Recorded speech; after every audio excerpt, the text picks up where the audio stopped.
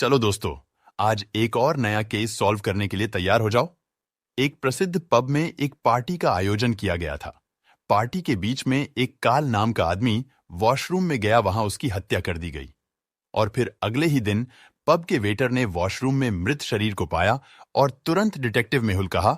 और फिर उसके बाद तुरंत डिटेक्टिव मेहुल ने 3 संदिग्धों की पहचान की। और फिर डिटेक्टिव मेहुल केन से पूछता है तो वो कहता है कि मैं अपनी प्रेमिका के साथ पूरे समय नाच रहा था और उसके साथ घर गया। फिर डिटेक्टिव मेहुल पीटर से पूछता है तो वो कहता है कि मैं हत्या से पहले घर गया था। रास्ते में मेरी कार खराब हो गई थी। चाहे तो आप मैकेनिक से पूछ सकते हैं।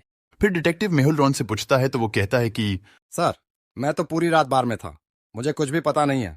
उसके बाद फिर उनके बयानों को सुनकर क्या आप हत्यारे की पहचान कर सकते हैं? आपको क्या लगता है, रॉबर्ट हत्यारा है या फिर पीटर हत्यारा है या फिर रॉन भी हत्यारा हो सकता है? आप बताओ दोस्तों।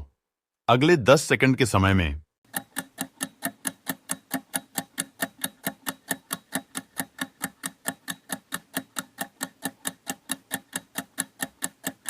दोस्तों, मुझे तो लगता है कि पीटर हत्यारा है, क्योंकि पीटर ने कहा था कि मैं हत्या से पहले घर गया था।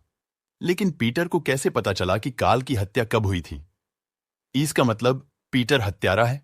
वाह दोस्तों, हमने ये केस भी सॉल्व कर दिया। तो चलिए बढ़ते हैं हमारी अगली केस की तरफ।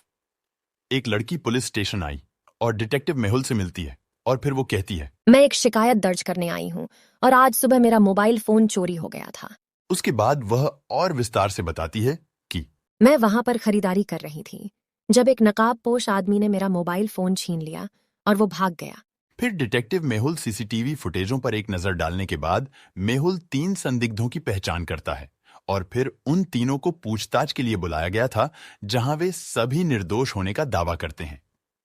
और मेहुल उन तीनों से फोन लेता है और तुरंत चोर की पहचान करता है। उसके बाद आपको क्या लगता है, कौन है चोर? एक चोर है या फिर 2 चोर है या फिर 3 चोर है? कौन होगा चोर, आप बताओ दोस्तों अगले 10 सेकंड में।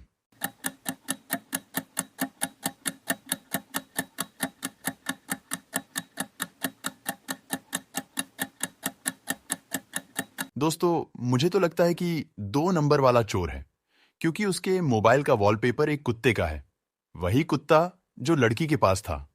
इसका मतलब 2 नंबर वाला चोर है।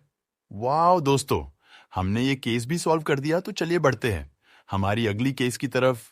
शहर में एक विशाल इलेक्ट्रिक नाम का कार शोरूम खुलता है। कई लोगों ने कारों पर एक नजर डालने के लिए शोरूम को विजिट किया। उसके बाद रिचर्ड और केविन ने भी एक यात्रा करने का तय किया और फिर रिचर्ड टेस्ट ड्राइव के लिए कार में बैठते हैं। तभी अचानक सब कुछ अंधेरा हो जाता है और फिर जब प्रकाश वापस आता है तो रिचर्ड कार के अंदर मृत पाया जाता है।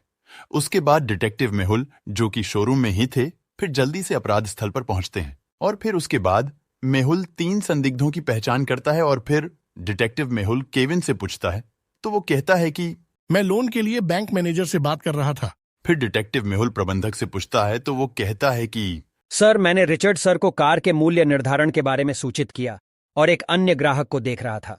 उसके बाद डिटेक्टिव मेहुल मैकेनिक से पूछता है तो वो कहता है कि सर, मैं पेट्रोल टैंक और कार रिपेयर कर रहा था, मुझे कुछ नहीं पता। उसके बाद उनके बयानों का विश्लेषण करते हुए क्या आप अनुमान लगा सकते हैं कि हत्यारा कौन है? केविन हत्यारा है या फिर मैकेनिक हत्यारा है या फिर प्रबंधक हत्यारा है? आपको क्या लगता है कौन है हत्यारा? आप बताओ दोस्तों अगले 10 सेकंड में।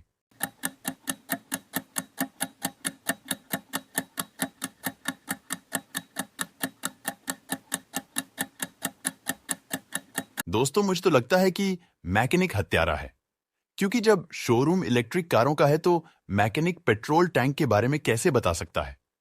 इसका मतलब है कि उसने रिचर्ड को मार डाला। वाह दोस्तों, आपने ये केस भी सॉल्व कर ली। ऐसे ही और भी इंटरेस्टिंग केसेस को डिटेक्टिव मेहुल के साथ सॉल्व करने के लिए हमारे YouTube चैनल को सब्सक्राइब करें। धन्यवाद।